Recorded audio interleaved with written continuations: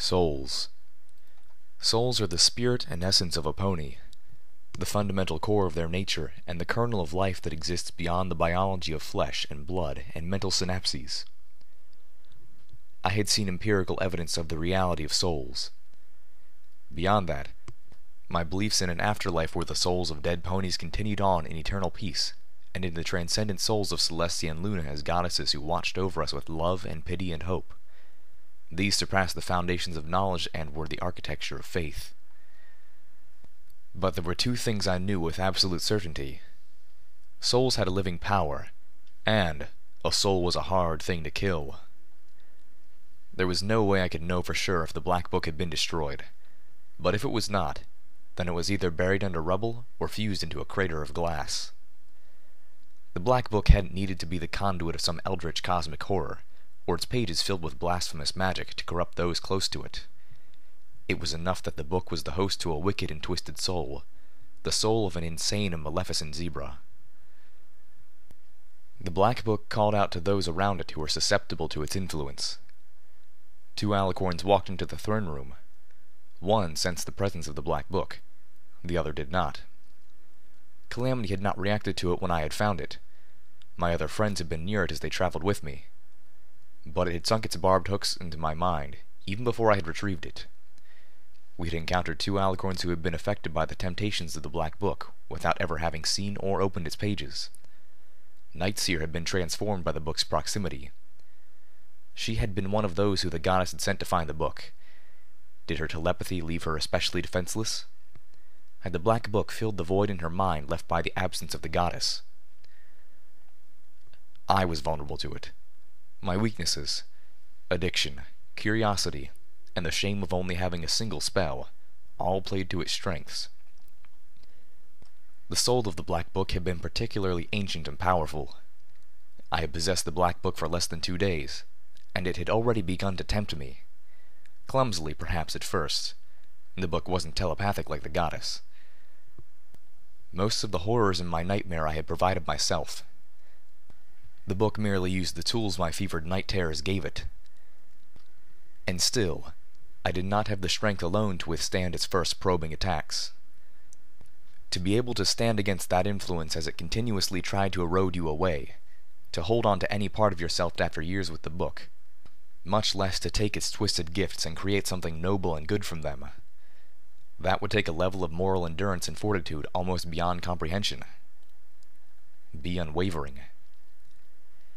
How often had those 6 ponies from the past, through the radiance of their souls, given me insights I couldn't have had myself, or allowed me to tap reserves of strength and will that I shouldn't have been able to muster. They had saved and guided me since finding Applejack in Old Appaloosa, their influence growing with each statuette I found. But it was only after I had brought them all together that they had been able to intervene on my behalf more directly. I believe it was no coincidence that Rarity was the first to appear. My mind and soul had ever so briefly become the battleground for 2 warring influences, one powerful soul of evil and madness against 6 shards that shone with the virtue of hope of Rarity and her 5 closest friends. The shards of the statuettes were not truly those of the ministry mares. I suppose they were more like Rarity's soul wearing perfect disguises, but they shone with the true nature of those other ponies. They burned with the love and compassion and virtue and nobility of each of the ministry mares in turn. They were eternal, metaphysical images of the deepest, truest nature of those ponies, lit up like beacons, fueled by a shining piece of Rarity herself. Rarity, whose magical talent had always been in the shadow of Twilight Sparkle, must have seemed like easy prey to the zebra soul within the Black Book. It had been wrong. She was one of the bearers of the elements of harmony for a reason, and when the soul images of the ministry mares were brought together, they brought the inner fire that fuels the elements of harmony with them. They had proven more powerful, even as mere shards, than the whole soul residing in the book, or at least powerful enough to give me the strength I needed to fend it off. If the Black Book could not stand against the gestalt of the ministry mares' souls when they were merely shards, how could it have stood against the whole soul of Twilight Sparkle, combined in unity with 3 of the most magically powerful mares of her time? The Black Book was not telepathic, but it could sense souls around it, knowing instinctively whom it could manipulate, and whom it could not. That last temptation of the book had an air of desperation to it. The zebra soul had no way of knowing I was about to destroy its soul jar. It had been reacting to something else. The black book had sensed the goddess, and it had been afraid. What happens to a soul when it no longer has a body to hold it? Does it truly transcend? Does it spread out, no longer contained, like the hydrogen in a balloon that has been popped, until it is no longer truly a soul, indistinguishable from the environment? What of the souls trapped together in the horror that was the goddess? My goal had been to destroy the physical reality of the goddess, and free the souls trapped inside. To allow Twilight Sparkle, Trixie, and the others the rest they deserved, and had been denied. I had not expected the goddess to try to save her children, but I had not expected the impact of the 6 memory orbs either.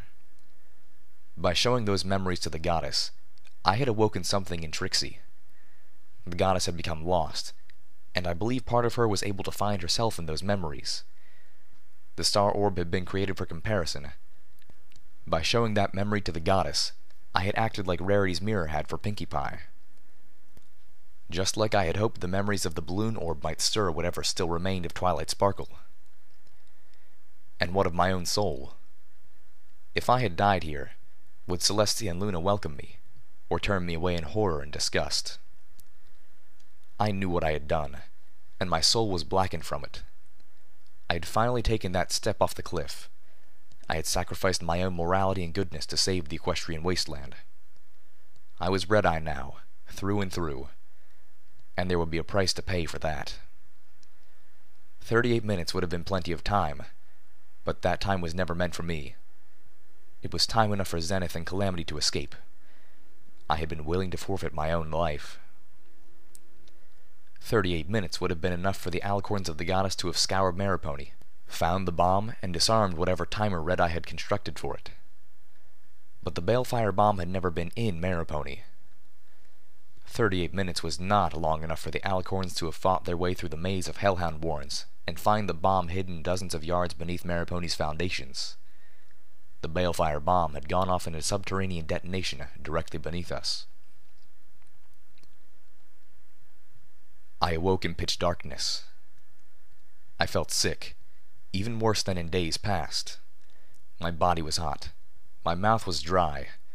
My stomach was twisted painfully, but there was nothing in it to heave. My body was covered in sweat. There was a crushing weight on my lower body that brought back memories of a nightmare, being trapped under a wall, crying out while I watched Calamity and Velvet Remedy walk away. There was a hiss from the darkness below. The floor beneath me slanted away. I would have slid down into that hissing blackness, but I was pinned.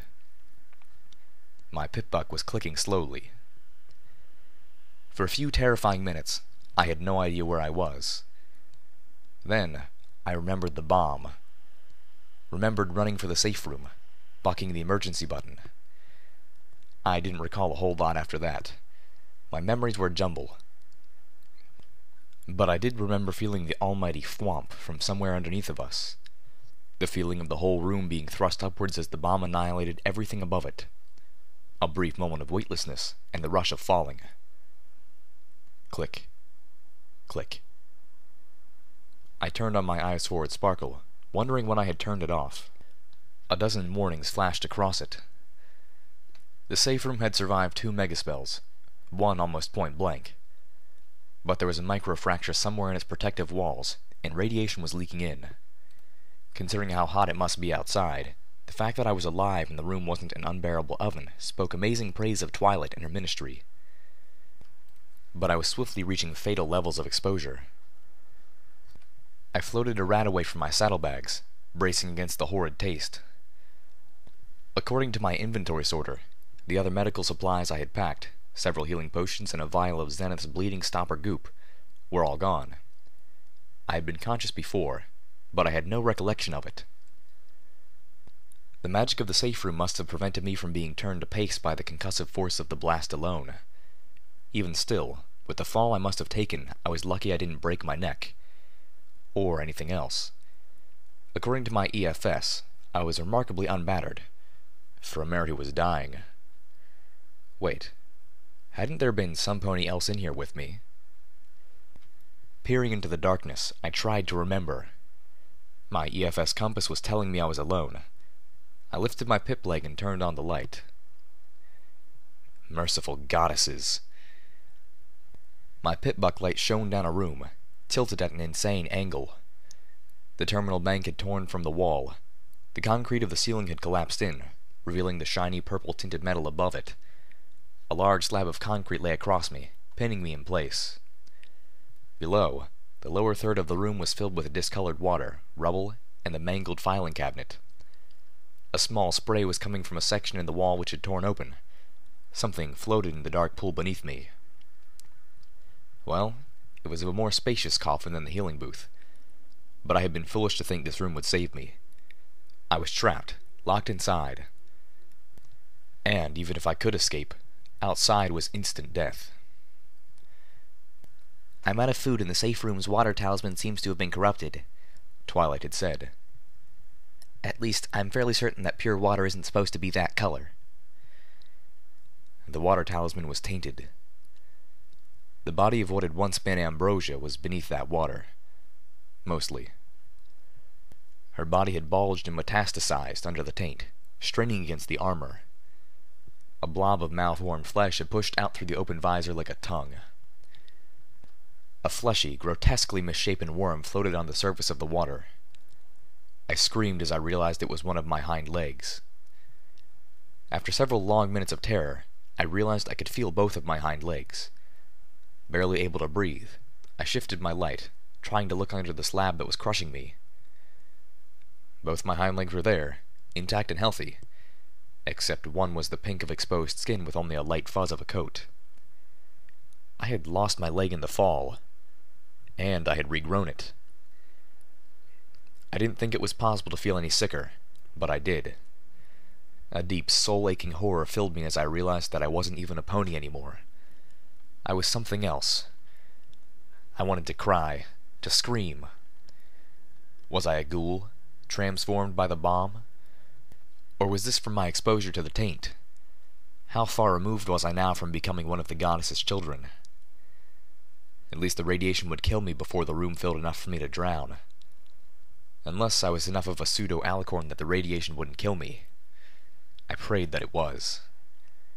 Please, please, Celestia, I beg you, have mercy on me. I turned off my light. It was better not seeing. Something wrenched the safe room. The concrete slab scraped against me as it shifted, drawing blood. The wounds were already closing as I tried to brace myself, worried that the slab might slide off. Then, I felt the whole room lift, soaring into the air. The tainted water washed over me as the room righted itself. The misshapen flesh blob that had once been my leg washed up against me. I screamed in horror at the slimy touch of my desecrated former flesh. A violent grinding filled the air, and the metal shutters over the windows pulled away, revealing a purple-tinted sky of clouds filled with blowing ash. The armored glass shattered, the razor-sharp shards hovering and then whisking away. My pip-buck began to click rapidly. Somewhere above, I spotted the dark silhouette of a wagon and a glowing light of green and gold. For a moment, I thought it was Pyrelight. But then I realized the glow was coming from a Pegasus. Had my friends come to rescue me? How? And at what cost? "Oh, Calamity," I thought, weeping without tears. "What have you done?" But something was wrong. A purple glow enveloped me, a second floating the slab off my leg as I was levitated out through the obliterated window. The super alicorn, her coat a dark purple to the point of black, stared at me with glowing eyes as she casually tossed away the safe room, performing telekinesis that would have overstrained me with effortless ease. The clouds above seemed awfully close. I glanced downward. We were very, very high. Below, the second crater of Splendid Valley glowed in the aftermath. With a beat of her wings, she flew up level with the wagon above us, bringing me with her. I realized at once that the wagon was not the Sky Bandit, and that the glowing Pegasus was not Calamity. Ditsy-do? The super-irradiated ghoul grinned happily at me, a sickly golden-green light emanating from her mouth and around her teeth. The creatures of radiation do not merely heal in its presence. If they absorb enough of it, they grow stronger, more powerful. Ditzy-Doo had come into Splendid Valley looking for me. She had saved me. She and... The Super Alicorn set me on the front bench of the Absolutely Everything delivery wagon, right behind Ditzy-Doo. Without the glow of her magic, the purple tint vanished from the sky, traded for a sickly green. My pip-bucks clicking went insane. We were high enough above the crater for the radiation levels to be merely bad, but Ditzy-Doo was shedding enough radiation to make this a very short rescue. The glowing ghoul smiled and pointed back at the wagon. I turned around, looking in through a small window.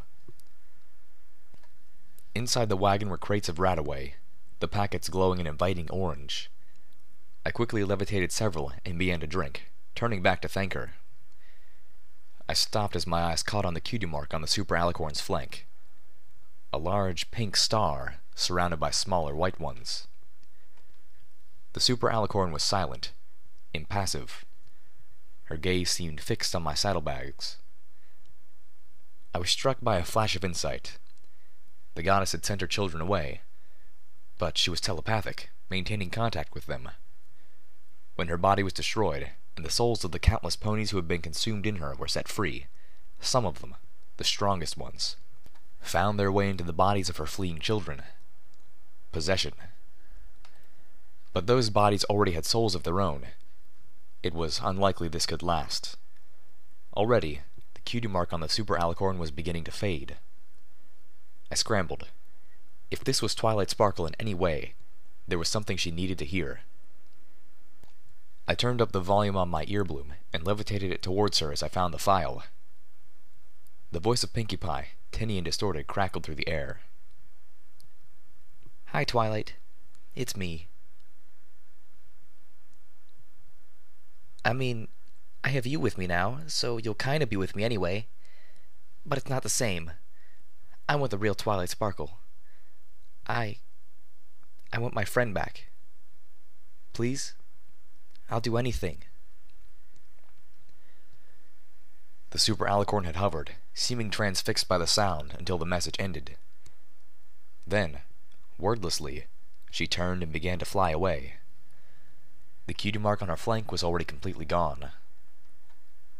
Twilight, wait! I cried out after the disappearing Alicorn. Star Sparkle is still alive, and Spike. But whatever part of Twilight Sparkle my words might have once been able to reach were now gone, evaporated. Or, if my heart could just hope, asleep. I wanted to cry, but my body couldn't produce tears. I drank another one of those horrid Radaways as Ditzy-Doo turned and began flying us out of Splendid Valley. Ditzy-Doo brought the wagon low as we reached the edge of the valley. We began flying along the border, moving slowly. We were searching for something. I wanted to ask what, but Ditzy-Doo couldn't speak. What did you do? What did you just do? The voice of Ambrosia fluttered through my mind. I fought to remember. I told her about the bomb. I was sure of that. I couldn't recall exactly what I had said, but an antsy mare with a magical energy battle saddle didn't exactly engender a desire to lie. Her response had been to try to call Harbinger through the broadcaster built into her helmet. The room is designed to stop megaspells, I recalled telling her. Your radio isn't going to penetrate. She had looked at me with panic. I have to tell Harbinger. He has to get out of here. We have to pull back. Her words had sparked a burst of fear in my breast. How many ponies do you have outside? The ground passed slowly beneath us. I couldn't remember any more. I caught them on my eyes forward sparkle, friendly lights appearing on my EFS compass before I actually spotted my friends. As we approached a clearing not far from the devastated Red Eye camp, Steelhooves appeared, pulling camouflage netting off of the Sky Bandit. Velvet Remedy, Zenith, and Calamity emerged from within. They all looked worn, weary, and bedraggled. Calamity immediately took to the air, while Velvet and Zenith scanned the skies. Firelight was oddly absent from the group. "Did you find anything this time?" my Pegasus friend shouted. I tried to jump up, but my body just didn't have the energy, so instead I waved. He couldn't see me anyway. Ditzy-Doo was just too bright. Ditzy-Doo flew us in closer, pulling up and hovering at the edge of the clearing. I downed yet another rat-away as she waved Calamity back. I felt weak, sick, and half dead. My body was alien to me. I wasn't me anymore. But all of that paled in comparison to the wash of joy at the impending reunion. I needed to get to Tempony Tower, get cleansed of the taint I had suffered, assess what was left of me, and, if Homage would still have me, spend it forever with her and my friends. A short forever, unfortunately. I had cleared the way for Red-Eye to ascend, and he had a host of unicorns he planned to sacrifice in the process. With the threats of the goddess and the Black Book taken care of, I now had a new quest before me: to brave the Everfree Forest and rescue those unicorns from Red-Eye's cathedral. I probably didn't have a lot of time. Now that Red-Eye couldn't count on Alicorns for protection anymore, he would likely act fast. But I was in no shape to fight a Radroach, much less infiltrate a stronghold. My body was weeping for me to give it care and rest. It would be possible to push myself further until I had done so. "Hey! Hey, it's little Pip!" Calamity shouted enthusiastically. "Hey, Everpony! Ditzy's brought back little Pip. She's alive!" Velvet, Remedy, and Zenith began to stomp in applause. Velvet gave out a thankful shout.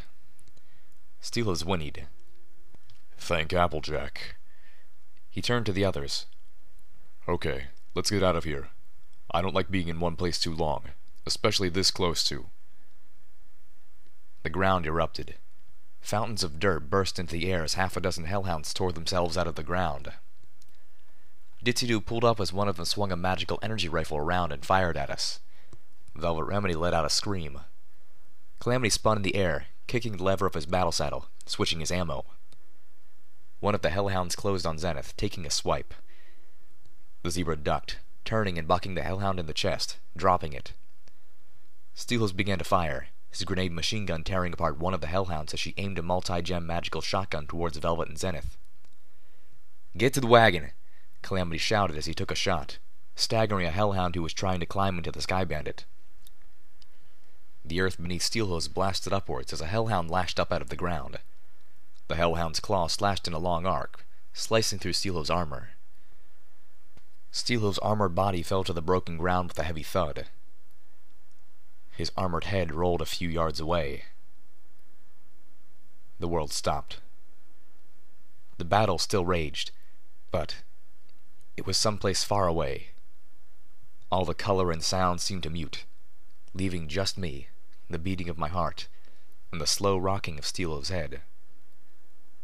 Steelhooves was dead. A cold, wet chill ran down my body. There was no coming back from that. I'd seen Zenith decapitate a Canterlot zebra, but the little pony in my head was shaking in denial. "No, no," she insisted. "There will be an ugly warping sound, and he'll be right back with us, just like always." Steelhooves was dead. I couldn't move, couldn't feel, couldn't breathe. My mind was locked up, the gears jammed. The hellhounds weren't going to give me a moment to process, much less grieve. The hellhound who killed Steelhooves stepped forward, skewered his claws through Steelhooves' helmet, then spun and hurled the armored head of my companion, trying to knock us out of the sky. Ditzy-Doo dodged, and Steelhooves' head slammed against her wagon next to me, splintering wood. The impact cracked his helmet's headlamp. Something snapped inside of me. My horn burst with light, layer upon layer of overglow, brighter than even Ditzy-Doo. The hellhounds were surrounded with light as they shot upwards into the sky, all of them, higher and higher until they were nothing but dark specks. Then, they weren't visible at all. "Steelhooves!" Velvet screamed, dashing to the fallen headless body and wrapping it in her forelegs. All the others turned, eyes wide as they realized we had lost one of our own. Thud. The ground shook as the first hellhound fell out of the sky. The mangled, broken body oozed on the ground. Seconds later, the rest of the hellhounds joined their companion on the ground. Do you even know what balefire is? Another flash of memory tugged at me as we approached New Appaloosa.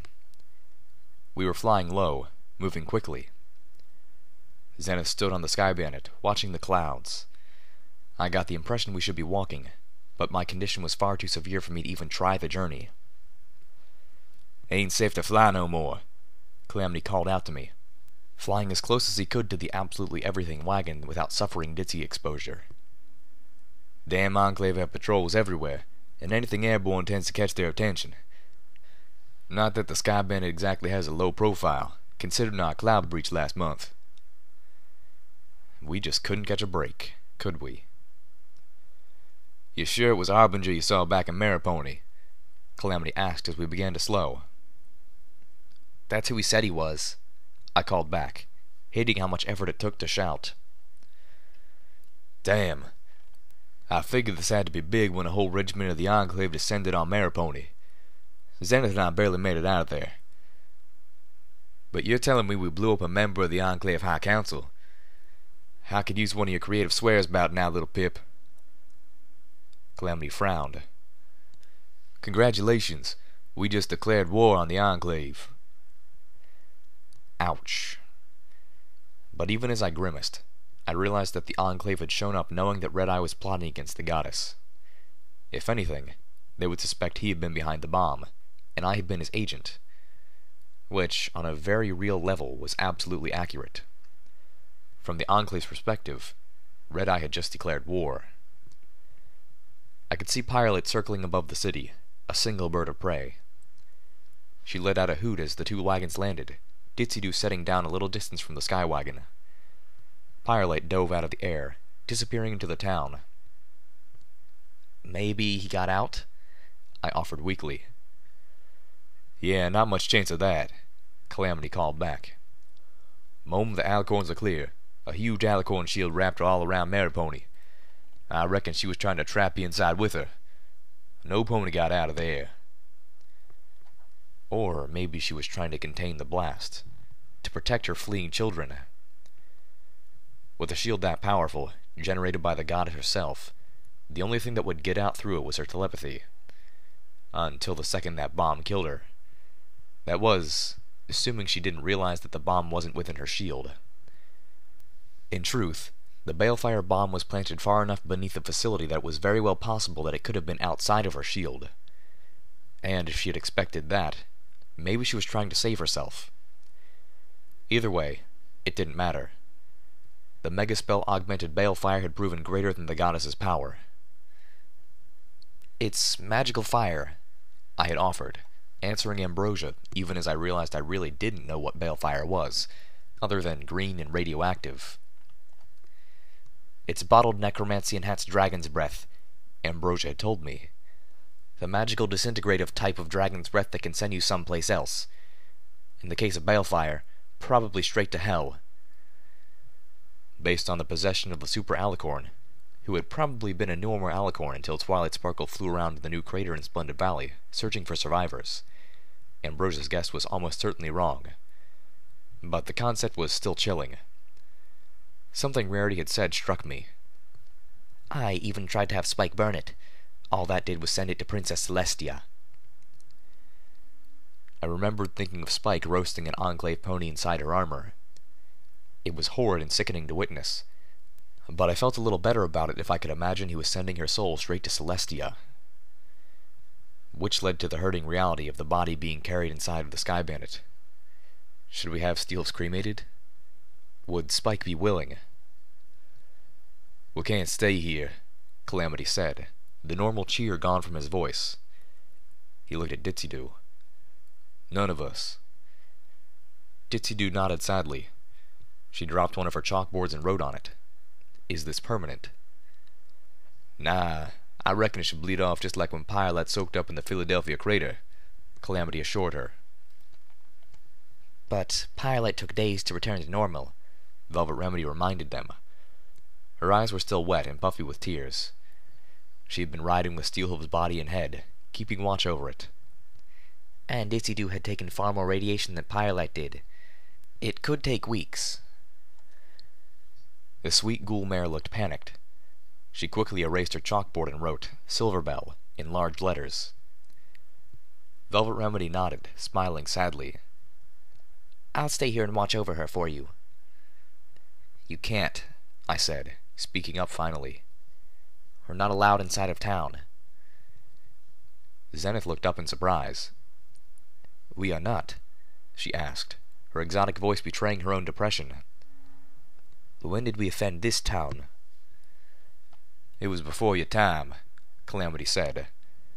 Back when it was just Little Pip, Velvet, and me. Well, then I am not barred, it would seem, Zenith asserted. Turning to Ditsy-Doo, she too smiled gently. It would be a pleasure to watch Silver Bell for you while you have to be away. Ditsy-Doo forgot herself, swooping up to the zebra and giving Zenith a twite, albeit squishy, hug. Zenith stiffened but bit back any response. The ghoul Pegasus swiftly backed away, writing sorry on her chalkboard. Hey, look, Ditsy, Calamity offered. I might know where you could get some help. There's a mare up in Friendship City who's been researching radiation and its effects on creatures. If any pony can help you shed this off quicker, it'll be her. Ditsy smiled brightly, one of her eyes rolling upward as she visibly fought her urge to hug Calamity right now. Why don't you travel with us for a spell? Calamity offered. Ain't safe to travel alone, and we're headed that way, ain't we, Little Pip? 10 Pony Tower. I nodded, realizing we couldn't cremate Steelhooves' body. He wasn't ours. Fetlock first. We have to take Steelhooves back to Stable 29. The massive gate to New Appaloosa rumbled open. The griffin bodyguard whom I had seen with Ditsy-Doo before flew out, Silver Bell scampering after him. Her eyes went wide as she saw Ditsy-Doo. Mom, you look just like Pyrelight. The little lavender filly began to charge across the road between us, trying to reach her. Zenith swiftly caught her, holding her back. I heard Silver Bell let out a frustrated scream as Zenith refused to let her pass. I also heard a strangled sound. I wasn't sure if it was from Velvet or from Ditsy-Doo. The glowing Pegasus rubbed her hoof against her chalkboard, erasing Silver Bell's name, and wrote something else before picking the chalkboard up again. Silver Bell struggled against the restraining legs of Zenith and began to cry. Ditsy-Doo trotted halfway to where Zenith was holding Silver Bell, as close as she dared to get, and set the chalkboard down on the street. Stay away, love. Mommy's poison. The clouds had begun to darken, threatening the equestrian wasteland with another storm. Dark shadows moved just behind the surface of the clouds. As we watched, the shadows took the shape of great black warships descending beneath the cloud curtain.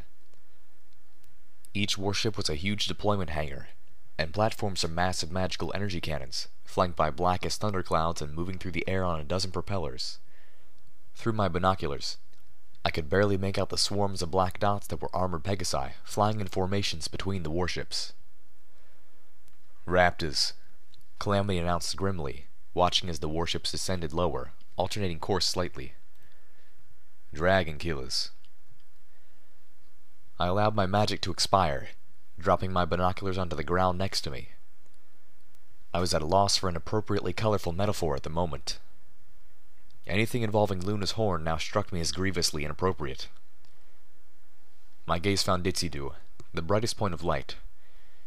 She was enwrapped in a lead-lined cloak, something she had the griffin fetch from her shop. An old mailbag hung from her side, but her hooves, face, and wings still burned like an emerald furnace. I recalled something Almich had said as DJ Pony, claiming a male pony had delivered a letter from Ditsy-Doo. Beneath the anti-radiation barding Ditsy-Doo had provided me, and my own barding beneath, my own coat was growing back over my hind leg. My new hind leg. Just thinking about that felt deeply wrong. I'd been drinking enough Radaway to purge most of the radiation from my system, even traveling in the back of the Absolutely Everything delivery wagon. But I still felt weak and twisted up inside. We were just a hill back from Trixie's cottage. In theory, we had stopped for lunch, but no pony was eating. I couldn't stomach anything. Ditsy-Doo didn't have to eat, and neither Velvet nor Calamity had an appetite. They'd both just stared at their cans of beans until Ditsy-Doo trotted up, dropping her chalkboard which said, "Your poor beans are getting all lonely. They want to be with their stomach friends." Calamity had chuckled and nibbled a little after that. Velvet Remedy had just given me a sad smile. I drank another Radaway. "They've been coming down out of the sky like that the last 2 days," Calamity informed me. "Ponies are freaking out, going into hiding. Whole damn wasteland feels like it's under martial law." He looked askance at me. "They took over the broadcast this morning, both Red Eye and DJ Pony. Radio's now all Enclave all the time." I put in my earbloom and turned on my Pip-Buck's radio, trying to ignore the squirming feeling in my insides. Instead of Homage's music or DJ Pony's voice, I caught the end of a Pegasus anthem. "Greetings, ponies of Equestria. By now you've seen our ships in the sky overhead. Perhaps our Pegasi have even landed in your streets. But there is no need for alarm. Our scouts are merely assessing the current situation before we determine how best we can help you." I switched it off. I'd heard better propaganda from Red Eye. "I'm trying not to doubt myself here," Calamity admitted. "I left because I realized the Enclave never intended to rejoin the rest of Equestria.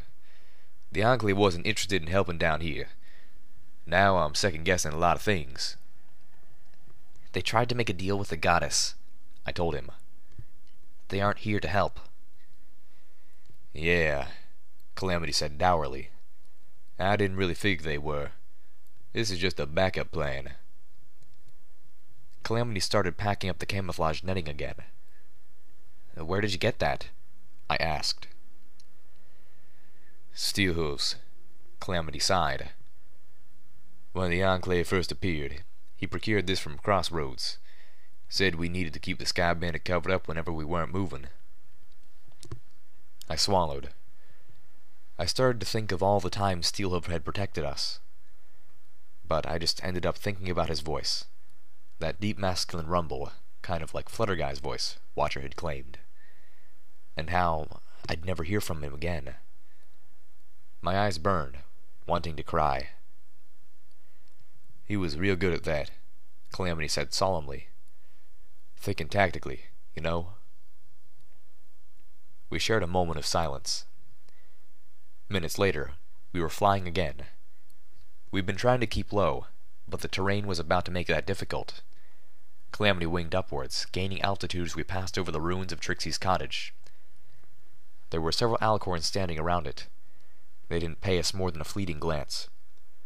If anything, I would have said they looked lost.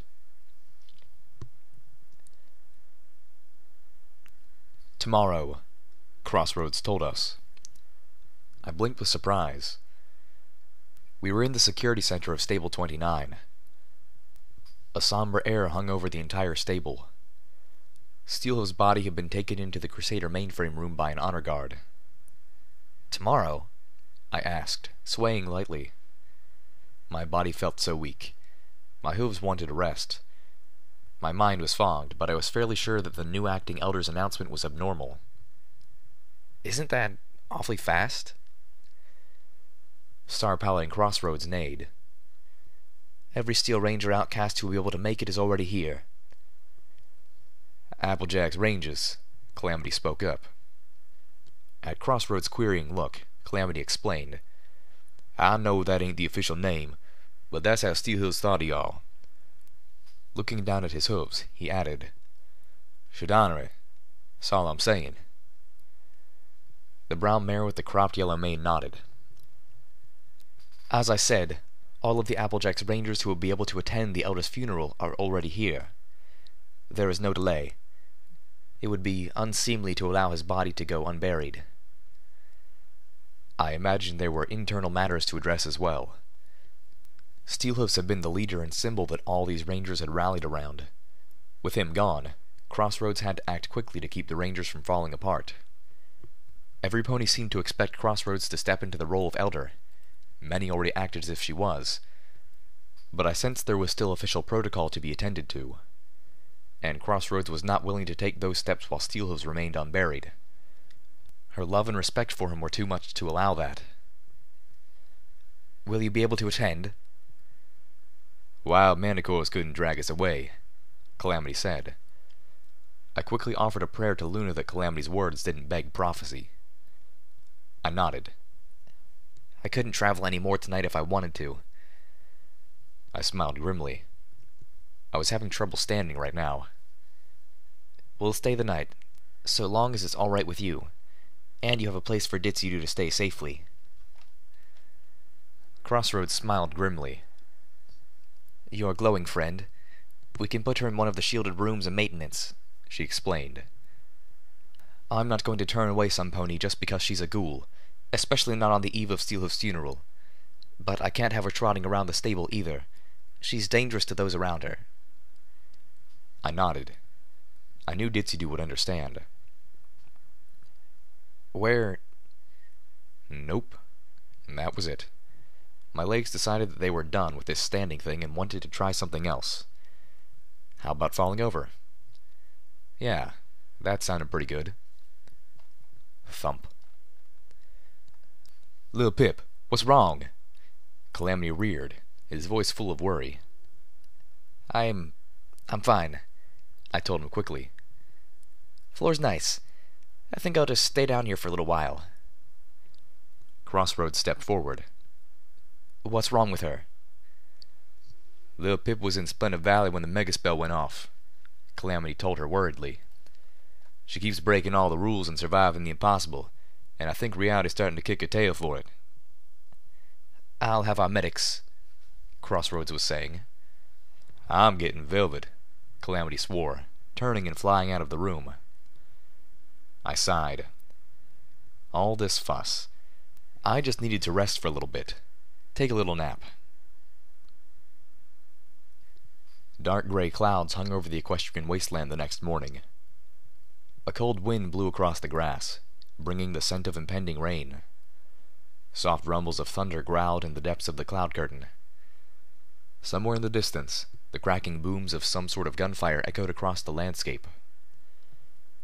We were gathered on the greens of rolling hills near Steelhoof's shack. The wind rippled the dark water of the lake. Behind us, Ditzy stood near a single large tree on the hilltop. She had draped a large black sheet over her lead cloak, her glowing face and hooves shining out from under it. The ghoul Pegasus had somehow known to bring several such sheets. I sat in a wheelchair just up the hill from the rows of armor-clad rangers that flanked both sides of the procession. I had been up for a little over an hour. I had passed out on the floor of the security center and slept all night in the stable clinic. The rest had done me a world of good, but I still felt terrible, an alien in my own body. Velvet Remedy had washed me, hardly speaking a word the entire time. Then she insisted I attend the funeral off of my hooves.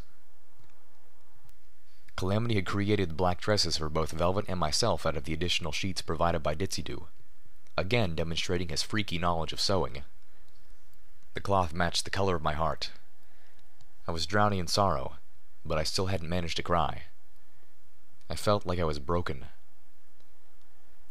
The rangers on each side of the aisle stomped slowly in unison, a processional beat. 6 rangers in ceremonial barding walked slowly down the cleared aisle, their mouths holding the rods that held up the platform upon which Steelhoof's body rested. I noticed that Strawberry Lemonade was one of the pallbearers. Tears were spilling from her eyes as she kept step with the larger stallions, walking Steelhoof's to the hole in the ground that would be his final resting place. Some pony had welded Steelhoof's head back on. Somehow, that was what got me the most. My breath caught, then came out in shudders. My whole body began to tremble, racked with sobs. Velvet Remedy reached up Hoof and held me gently. She had been crying softly since we left Stable 29, and most of the trip here yesterday. Now, she comforted me while the dam inside me broke. My eyes burned fiercely. I still had no tears, but my whole body did what my eyes could not. Star-Paladin Crossroads stepped forward as the pallbearers reached the pit. She began to say the words she had written the night before, words spoken on Steelhooves' behalf. Applejack's Rangers, Crossroads began. That's what Elder Steelhooves called us. My mind drifted as Crossroads spoke. I went back to when Steelhooves first began traveling with us. So, why are you still with us? I had asked Steelhooves. Maybe I have nothing better to do. Lived through more than any of us could possibly imagine, Crossroads was saying. He survived more than we could fathom, and through the centuries, his heart never strayed from his love and commitment for a single mare. I doubted him. He kept his motivations, like his feelings, close to his chest. I remembered with pain that there was a time I considered bucking him to the curb. I follow you because you're a better pony than I am, and you remind me of some pony else. You honestly strive to help and protect these ponies. I believe she would have approved of you. He'd said that when I called him into question. I haven't been faithful to my oath for a long time, but at your side, I can be again. Nothing more appropriate than to repeat the words he spoke to us all, Crossroads reminded the rangers gathered before her. In the words of Steelhooves, I call on you to stop and consider your oath. Consider where you are and what you are doing.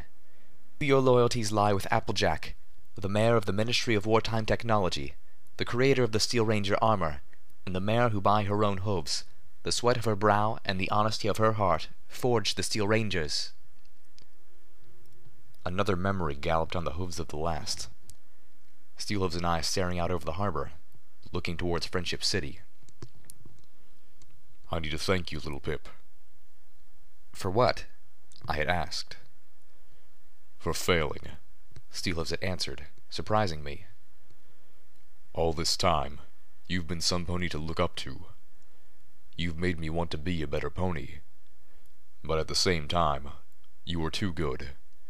You were an impossible standard. Tonight, you've made it easier for me to live with myself.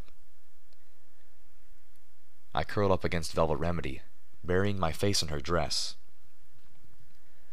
Applejack was put in charge of the Ministry of Wartime Technology because she was the bearer of one of the elements of harmony, and the ruler of Equestria recognized the caliber of that. Do you think it was her virtue and her soul, or the jewelry on her neck that made Applejack a bearer? The mayor who was soon to replace Steelhooves continued to speak his words with the reverence they deserved. Today, you must choose with whom your oath lies. Another memory surfaced, filling me with fresh pain for my friend, and for all he had lost. It's better that my children never knew me. Steelhooves had been a haunted pony. The shadows of his past, his sins and mistakes, all pressed down on him. I'm sorry, little Pip. I did everything I could to make them believe taking Stable 2 was a mistake. I have been for decades. But after you showed up, and they realized there was still a functional stable down there. I had been so angry with him, even though he had tried his best. Part of me had wanted to kill him on the spot. He didn't resist or fight back. Instead, he had stepped up, become the better pony he had wanted to be. Thank you, Steelhooves, Xanath had said, for helping my daughter's village. I know it must be hard for an old soldier to help Zebrakin. Applejack would have wanted her rangers to protect all good people, not just ponies. He had struggled with his own prejudice, and was finally beginning to overcome that too. He had taken steps on a path to recovery that he would now never be able to complete. I tried to remember the last thing I heard him say, a warning urging us to move. But the words themselves slipped from my memory. Instead, the actual words I clearly remembered my friend speaking were, "The rest of you can go on ahead if you wish, but Applejack would not want her Steel Rangers to ignore a cry for help." carry on in his name and in his memory," Crossroads said, concluding her eulogy. There was a pregnant silence, broken only by the wind and the sounds of strange gunfire that continued in the distance, unabated. "Is there any pony who wishes to speak?" Crossroads offered, the sadness soaking her voice. "Before we lower Steelhooves to his final rest." I pulled myself from Velvet Remedy and focused my magic, rolling forward. She walked beside me as we made our way down to the front. I turned towards the expectant heads of the rangers. I opened my muzzle, but my voice caught in my throat. Another sob shuddered through me. I stared down. Again, Velvet put a steadying hoof on my shoulder. I swallowed heavily. I only knew Apple Snack for a short time. But I may have known him better than any pony else. He shared things with me. Memories. I stopped. I couldn't continue. Instead, I lifted my pip-buck-infused leg. Velvet Remedy's horn began to glow. There's nothing I can say to do him justice. But as Apple Snack is lowered, I want to play his song. It was his and Applejack's song. I started the music. Velvet's magic amplified it beautifully, allowing it to carry across the grassy hills, wafting over the pits of sand and out across the lake like a breeze. I want to calm the storm, but the war is in your eyes. How can I shield you from the horror and the lies? When all that once held meaning is shattered, ruined and bleeding, and the whispers in the darkness tell me we won't survive. As the song played, the knight stepped forward, setting down the platform where Steelhoof's body rested, encased still in his Steel Ranger's armor, adorned with red trim and Applejack's cutie mark painted on the flank. The platform rested over the pit, the poles resting on the edges of the freshly dug earth. All things will end in time. This coming storm won't linger. Why should we live as if there's nothing more? So hold me 'neath the thunderclouds, my heart held in your hooves. Our love will keep the monsters from our door. The song was only marred by the rumble of distant thunder and the persistent sound of weapons fire. Strawberry Lemonade stepped away, her tear-reddened eyes meeting mine. Then she turned away, looking into the distance. I heard the sharp intake of air as Strawberry Lemonade gasped. I lifted my gaze in the direction she was staring. Far, far away, I could see the mountain range that ran through Equestria, the silhouette of Canterlot jutting from the tallest cliffside, wrapped in a haze of pink that had been slowly bleeding out over the last few days. Dark forms hovered around the city, sparking flashes of colored light. For I know tomorrow will be a better day. Yes, I believe tomorrow can be a better day. A few other rangers were turning to look, although most kept their focus reverently on Steelhooves. Against the better judgment of my aching heart, I floated out my binoculars and turned them towards Canterlot. Enclave raptors. Several of them were firing on the ruins of Canterlot. No, I realized as a spike of disbelief and dread lanced through me. They were firing underneath the city. Goddesses. They couldn't. But even as I thought the words, the reinforced supports beneath the royal city gave away. The city above shifted, white towers cracking and breaking apart as the whole of Canterlot crashed down the mountainside. The rumble echoed over all of the equestrian wasteland, almost indistinguishable from the rest of the distant thunder. A black pit swallowed my heart. We'll come back for her, I had promised. Until then, she's safe here. My last promise to Steelhooves. And now, I would never be able to keep it. The Enclave had just destroyed the Canterlot ruins, casually killing every pony in Staple City.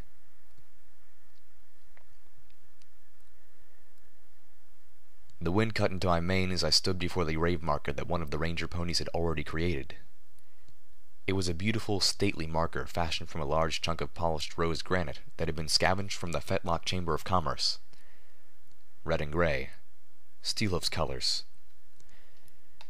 Here rests Elder Steelhoof's Applesnack, forefather of Applesnack's Rangers, forefather of Applejack's Rangers, steadfast, enduring, unwavering, a true friend. Calamity stood beside me, Velvet Remedy just behind. Saneth should be here, I noted mournfully. Yep, agreed Calamity. She's here in spirit, Velvet Remedy reminded us. I looked down at the base of the gravestone, and the special holder that had been fashioned there. She ain't the only one, Calamity said, following my gaze.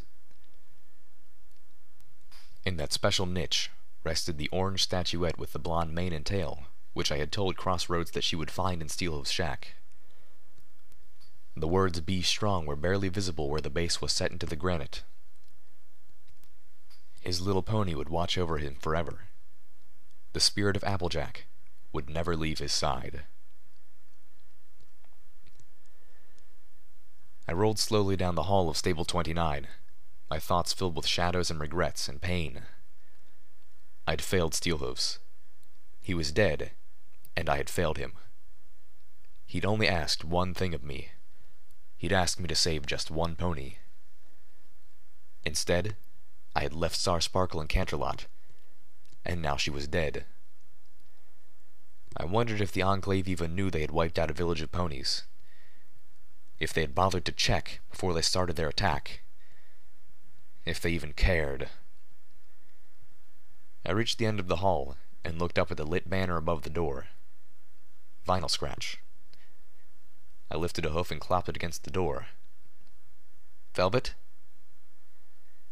A voice drifted from inside. I want to be alone. Velvet, please. I knew she was taking the loss of Steelhoofs hard, but I had really begun to worry when Calamity had told me she had locked herself in Vinyl Scratch's room. It's time for us to go. I said I wanted to be alone. She shouted from behind the door, making me flinch. Velvet.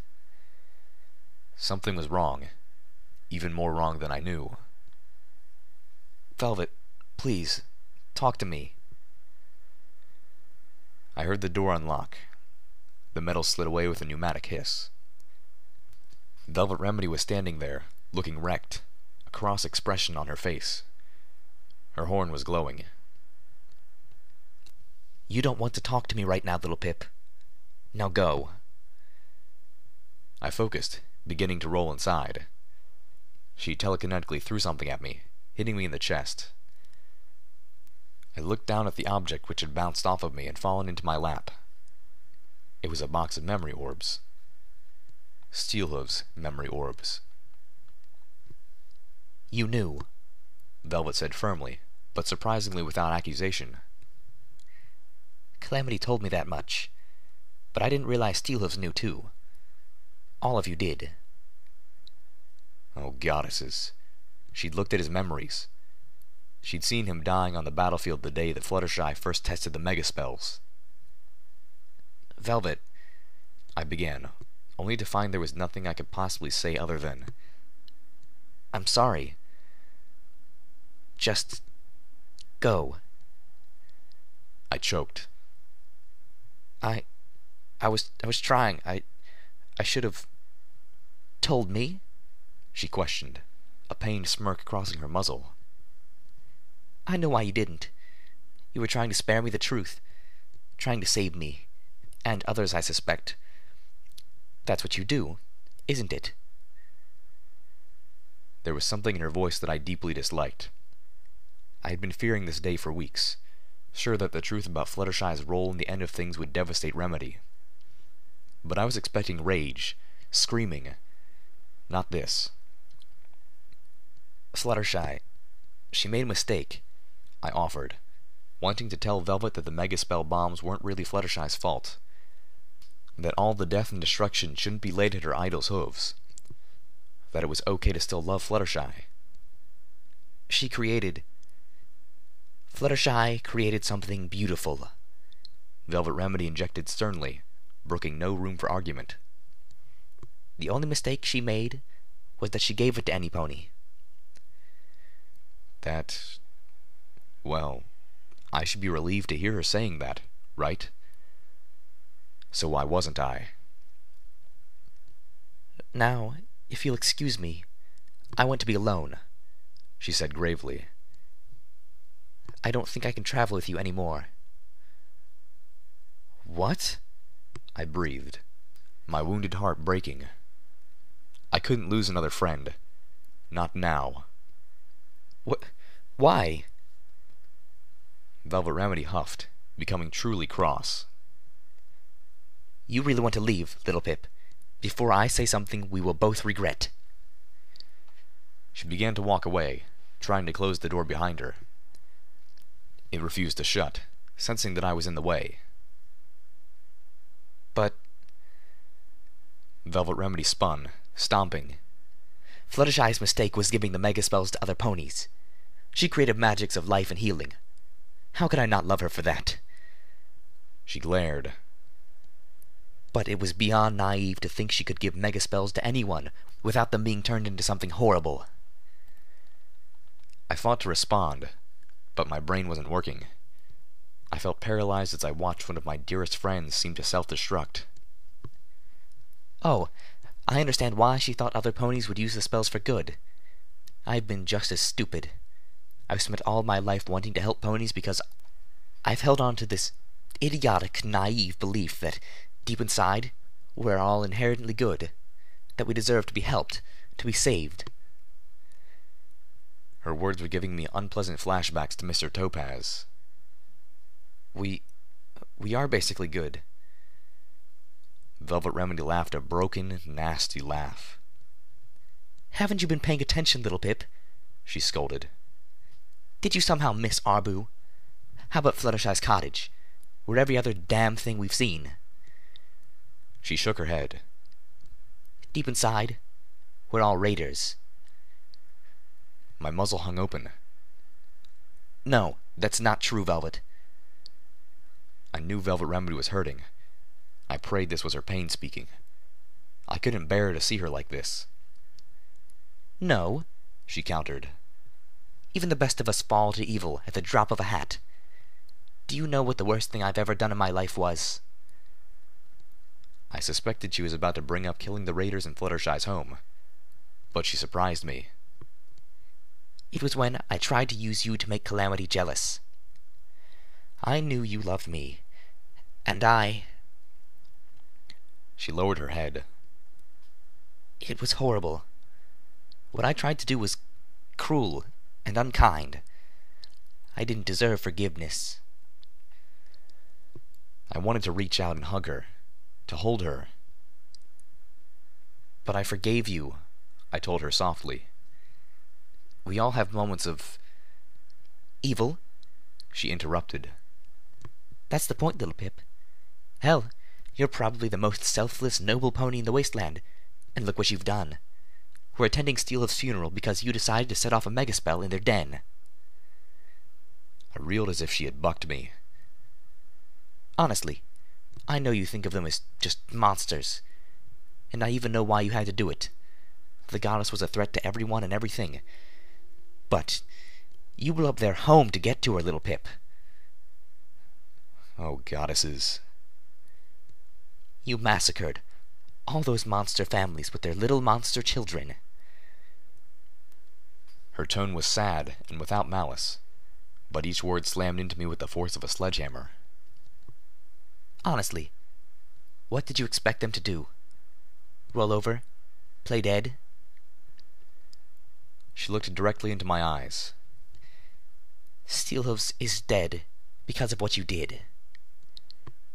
My whole body went numb. And the worst part is that it was the right thing to do. All of this, Steelhoof's death, It was all my fault. And you're the best of us, little Pip. She reached up and pushed me out of the doorway with a hoof. I'm not coming with you, little Pip. I can't help save the wasteland if I can't believe the ponies in it are worth saving.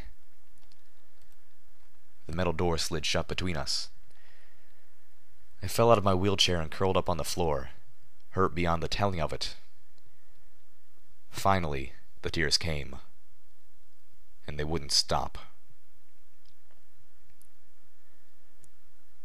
Calamity came looking for me. I didn't want to move. I just wanted to die. I did this. I did this. I moaned, unable to cry anymore. Now you stop that right now, you hear? Calamity ordered. You risked your own life and nearly lost it to saving the Equestrian wasteland from one of the biggest threats I could imagine. You're a big damn hero, and I won't stand for none of this self-pity. That bomb killed... how many? Hellhounds. Pegasi. How many unintended dead? Just to take out the goddess. I imagined even Red Eye would be appalled at how I had discarded my morals. Way I see it, you saved every pony, Calamity told me. And it weren't your fault the damn Enclave showed up when they did. No pony could have predicted that. How about the Hellhounds? Calamity nickered. Oh, damn it, Velvet. He stomped. The Hellhounds are nothing but murderous territorial monsters who kill ponies indiscriminately. They have been for centuries. Y'all saved countless lives by wiping so many of them out. He was right, but that didn't stop me from thinking of magical dragon's fire burning away monster families, filled with helpless, screaming children. Let's go get you well, little Pip. I blinked, looking up at him. You're coming with me? I was actually surprised when the Pegasus nodded. I wanted to stay with Velvet, be here for her, Calamity told me, flapping his wings in discomfort. But y'all need to get to Manhattan, and it ain't safe for y'all to travel alone. A sick heroine and a ghoul merchant? He shook his head. She'll be hurting something fierce, but if I don't come along, I reckon y'all might not make it, and I ain't aiming to lose any more friends this week. Manhattan. Homage. My heart was bleeding out. I needed her so badly, but the idea of seeing her again filled me with dread. How could she possibly want anything to do with me after all I had done? After what I had become? Calamity leaned down and gave me a little nuzzle. I especially don't want to lose my first one. I felt a brush of warmth against my bleak, dying heart. Thank you. I'm sorry for pulling you away from her. Yeah, well, from what I gather, y'all have given her more help than I could. If there's any way out of the darkness she's in right now, those little statue thingers are the best guys she could hope for. Sometimes, my Pegasus friend was startlingly wise. Calamity and I huddled together in the back of the delivery wagon, clad in anti-radiation barding. Our ghoul friend had smiled broadly as she produced the second suit from the back of the wagon, this one tailored for a Pegasus stallion. I was beginning to think that Ditsy-Doo really did carry absolutely everything we might need. Calamity had strapped his battle saddle on over the anti-radiation barding, foregoing his normal armor. Even with the barding, we were having to consume Radaway at least once an hour. Calamity didn't have to be in here with me, but he insisted. I was both thankful and annoyed with him for it. Calamity didn't want to risk taking the Sky Bandit into Manhattan. Crossroads had confirmed reports of a lot of Enclave operating within the city. So, we would either have to go in on hoof, or in Ditsy-Doo's wagon.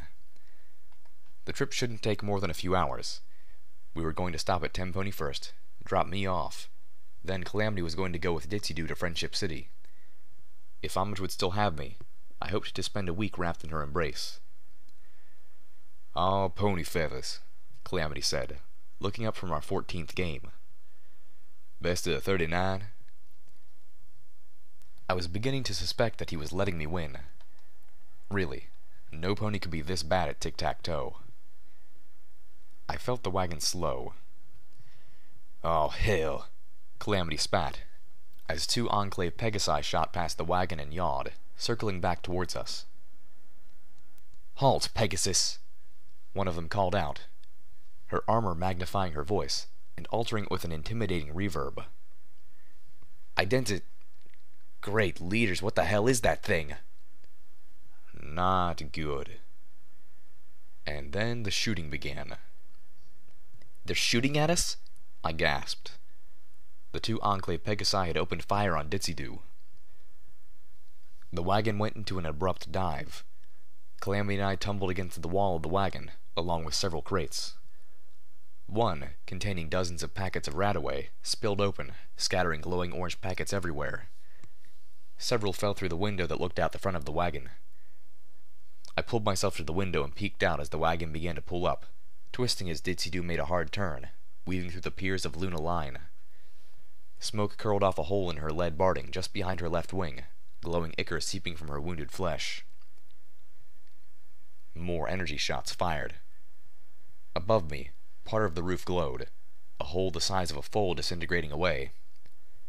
I floated out Little Macintosh, pushing myself onto a toppled crate until I could see one of the attacking Pegasi through the opening.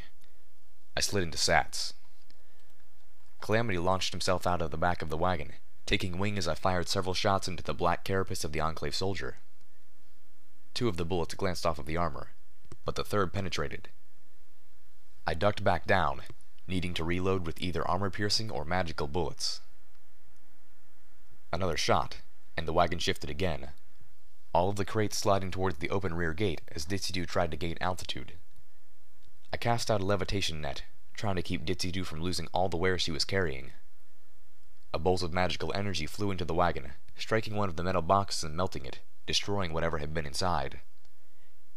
I could hear Calamity's battle saddle firing. Dead shot, Calamity. I was sure he hit his mark. One of the Enclave Pegasi was swooping in right behind us. The gems in her battle saddle crackled, glowing brighter as the Pegasus switched to more powerfully charged sparkle packs.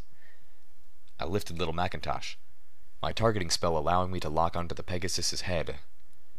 I hadn't had time to swap bullets, but if I could hit the visor, I was sure my shot would go through. I was thrown back violently as Ditzy-Doo suddenly came to a complete stop. The chasing Pegasus tried to pull up, but slammed jarringly into the back of the wagon's roof. We started moving again as the black carapace-clad Pegasi dropped to the ground, unconscious. I was cleaning up the crates, levitating them in order when Calamity flew back in. "Sorry, little Pip, but I couldn't bring myself to kill the fellow," he said, his muzzle etched in a grimace. "I grounded him with a shot through the wing, but we're likely to have more trouble from that lot." He looked away. "I used to be one of them soldiers." I understood what he was saying. "You want to talk about it?" Calamity shook his head. "Not right yet.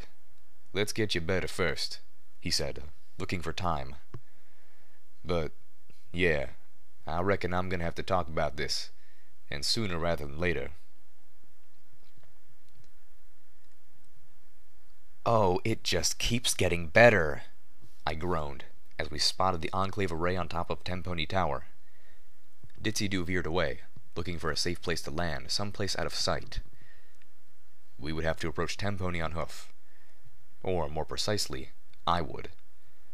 The Enclave presence in Tenpony meant that this was no place for either of my Pegasi friends. A memory resurfaced. "Open it back up!" Ambrosia had yelled, ordering me as the antenna-like weapons of her battle saddle had glowed threateningly. "You open this room right now, or I swear by the Council I'll teach you what it's like to melt." I couldn't. I had tried to reason with her. "I'm just as trapped as you are. This room can only be opened from the outside." And, based on the videos I had seen on my first trip to Maripony, only by the goddess. That was all. Just a flash. A fragment of those 30-plus minutes I was missing.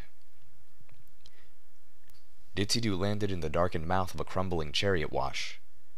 She unhitched herself from the wagon, digging a healing potion out of the mailbag slung on her side. Ditzy Calamity, can you wait here for me? I asked plaintively. Just a few hours, in case I can't get in, or in case something goes wrong. In case Homage kicks me out. Ditzy nodded swiftly, then dropped her chalkboard and wrote a single word. Muffins? I smiled. If I can get Homage to make some, absolutely. A few minutes later, I was walking through the rubble towards Tempony Tower. The building seemed much more imposing from street level. It towered upwards, the only truly intact building anywhere close to its size rising out of the graveyard of Manhattan like a lighthouse, serving as both a beacon and a warning. My hooves trod between emptied cans of food, old campfires, and a dozen other reminders that part of Red Eye's army had camped around this tower, cutting it off from the rest of the equestrian wasteland, and threatening to destroy it with a balefire bomb. The very same balefire bomb I had talked Red Eye into sending to Splendid Valley so I could use it to kill the goddess and destroy the Black Book. And to kill countless others, including Steelhooves, in the act of it. The thought clawed at my heart. The little pony in my head wept silently. I stopped, leaning against a giant S, one of the more intact letters which had come crashing down from the face of the building. I wasn't breathing right. I wanted to collapse again, and I couldn't tell if it was from the sorrow threatening to overwhelm me, or the weakness that was racking my body. They felt like one and the same at the moment. Ahead, I saw the main entrance to Tempony Tower had been armored over. The whole lower floors were barricaded with a yard of magically fused rubble. The only way in, other than the roof, was through the 4-star station above me.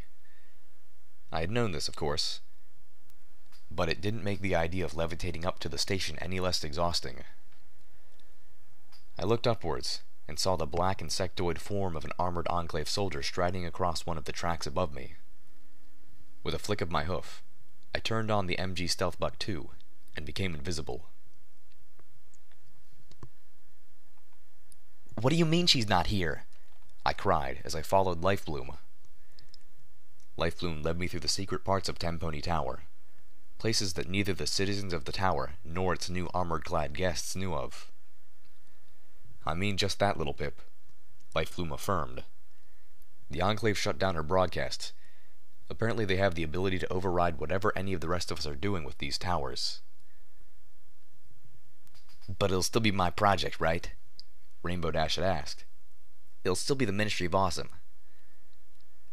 The Enclave didn't control the central hub for the Single Pegasus project, but they controlled who knew how many Ministry of Awesome hubs above the clouds, and Rainbow Dash had assured that the Ministry of Awesome had overriding authority. I knew my Homage. She wouldn't stand for being shut down. She would see the truth got out if it killed her. When did she leave? I asked, worried more for her now than I had been when Tempony Tower faced Red Eye's bomb. That, at least, I had been in a position to prevent. Yesterday morning, just a few hours after they took control of the airwaves, Lifebloom told me as we reached the chamber where he would purge the taint still trapped in my body. She took a bunch of those override devices like the one she gave you for the Philadelphia Tower. She said she had an idea. You go, Homage, I whispered, wanting to cheer for her, despite all of my worries and fears.